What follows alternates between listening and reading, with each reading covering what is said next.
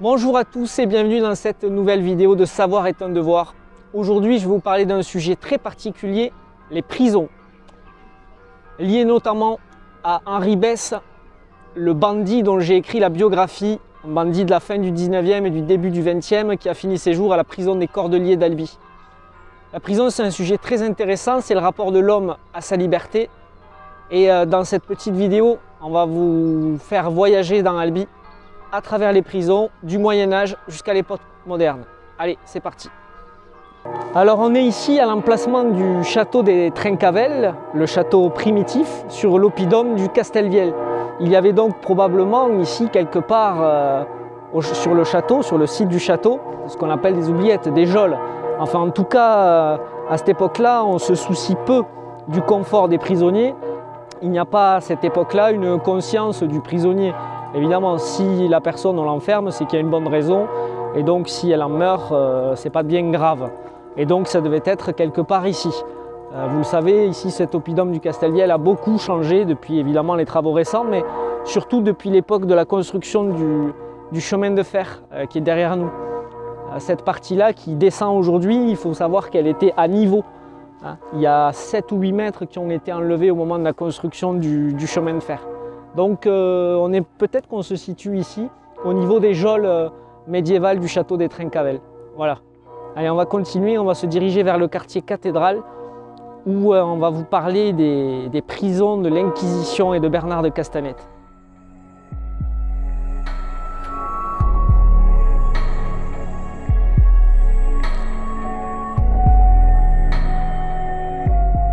Alors on est ici au palais de la Berbie, donc à l'évêché d'Albi.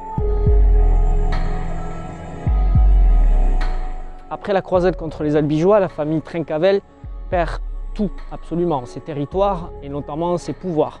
Et c'est l'évêque d'Albi, Guillaume Peyre à l'époque, qui récupère tout cela. Et notamment le pouvoir de justice, de haute justice. Celui d'emprisonner les hommes notamment et de les condamner bien entendu.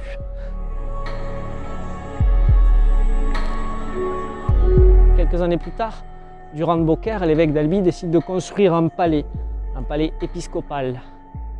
Et dans ce palais, évidemment, il va non seulement y habiter, mais il va y enfermer les hommes, condamnés notamment pour fait de catharisme, pour être des croyants, des bons hommes. Et c'est ici, dans la tour Saint-Michel, dans le sous-sol, que l'Inquisition, créée spécifiquement pour pourchasser les croyants, va œuvrer. De façon terrible d'ailleurs ici à Albi. Mais c'est ici donc que cette prison épiscopale va œuvrer pendant des décennies et même des siècles.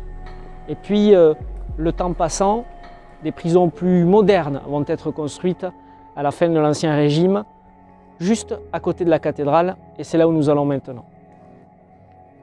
Alors là donc je sors du palais de la Berbie. Quand vous vous asseyez ici sur ces bancs, sachez que vous êtes à l'emplacement de la prison des hommes de l'Ancien Régime.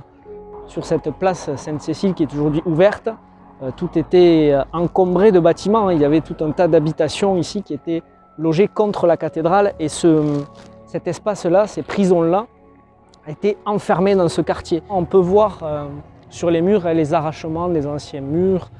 On voit quand même des traces des anciens bâtiments qui ont été détruits au début du 19e. On voit bien par exemple, il y a une porte ici, la porte elle donnait bien sur quelque chose, bon, elle donnait sur la prison. Donc on passe donc de la prison des hommes qui était ici, donc il faut savoir que les hommes et les femmes n'étaient pas emprisonnés ensemble, même pendant l'Ancien Régime, et que la prison des femmes était située de l'autre côté de la cathédrale, juste sur l'esplanade qu'il y a au devant de l'entrée de la cathédrale. C'était là pendant l'Ancien Régime la prison des femmes.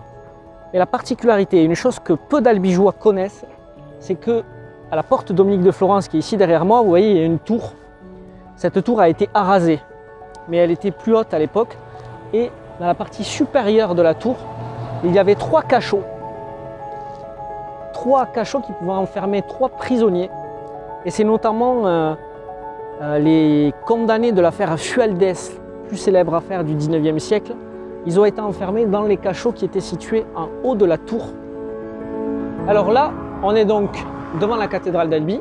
Et en réalité, ici, dans tout cet espace, alors là, on est dans les fortifications qui fermait l'emprise de cathédrale. De l'autre côté, c'est la vie civile et ici, c'est la vie cathédrale. Et ici, là, cet emplacement entre la cathédrale et toute cette zone, c'était la prison des femmes. Avant la Révolution française, on se soucie peu des prisonniers et de leurs conditions. Mais pendant la Révolution, des nobles ont pour la première fois été emprisonnés. Et donc, il y a toute une remise en question au niveau de la prison. Et donc, il est décidé par la municipalité d'Albi de construire une prison à l'extérieur des murs d'Albi. Ce sera donc la prison des Cordeliers. Et on y va. Alors, début du 19e siècle, la décision est prise de construire une nouvelle prison en dehors de la ville d'Albi. Et on choisit l'esplanade des Cordeliers, qui est donc située à l'époque en pleine campagne, puisque la ville d'Albi s'arrêtait ici. Il y avait juste l'hôpital sur le côté, petit hôpital, et puis sous la Restauration, on décide de la construire. Tout ce boulevard Sibylle était encore un ravin.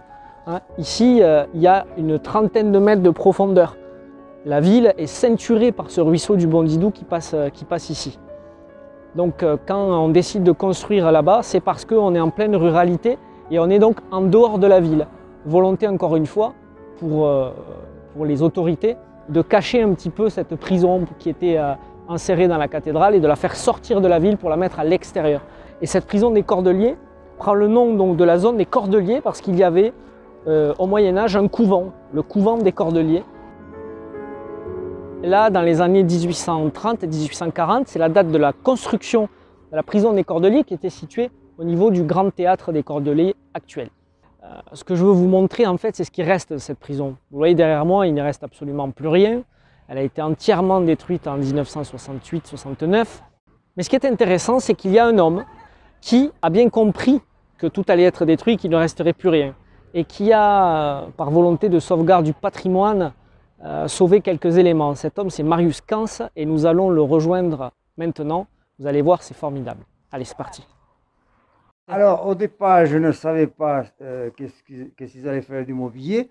Et quand j'ai vu qu'on le balançait, j'ai pensé à récupérer les choses. Ouais. Donc, j'ai payé ces gens-là, enfin payé. Je leur ai offert des paquets de cigarettes, des cartouches de cigarettes, et ensuite des bouteilles de Pernod pour les... Aux ouvriers qui... Ouais. Donc déjà, quand c'était détruit en 69, déjà dans la tête, vous aviez à l'esprit de sauver ces éléments.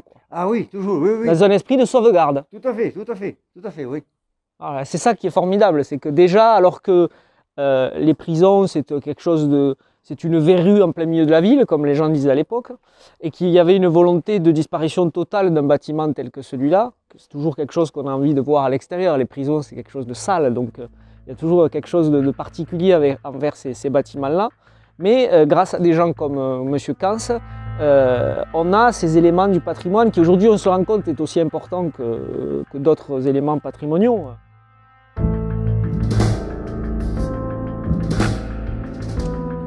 Alors, on est là donc en compagnie des derniers vestiges de la prison des Cordeliers d'Albi.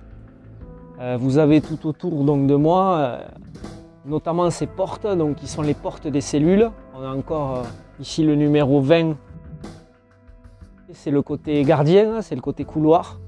Donc avec les grosses ferrures pour fermer la porte, la grosse serrure, et puis évidemment le petit loquet pour voir le prisonnier à l'intérieur. Toutes ces portes sont d'origine, elles datent de la construction de la prison d'Albi. La 27, alors ça c'est du côté prisonnier. Donc le prisonnier, lui, il avait cette vision-là. Donc l'œilleton ici par lequel il était vu et la petite ouverture à laquelle il peut parler au gardien. Quand on a du temps, en tant que prisonnier, on grave son nom ou d'autres informations. Voilà. Ça, c'est depuis toujours que ces graffitis sont présents dans les prisons. Donc là, par exemple, on a un des derniers graffitis.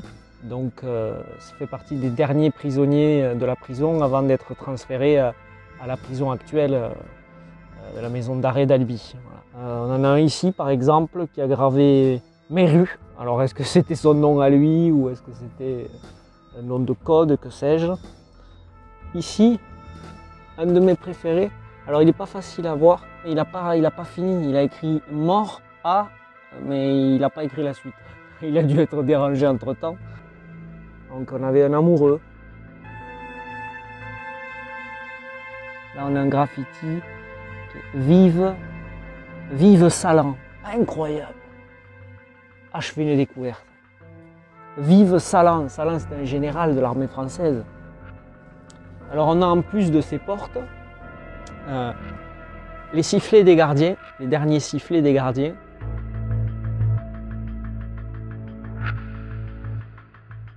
Les grilles, ces grilles qui étaient donc aux fenêtres.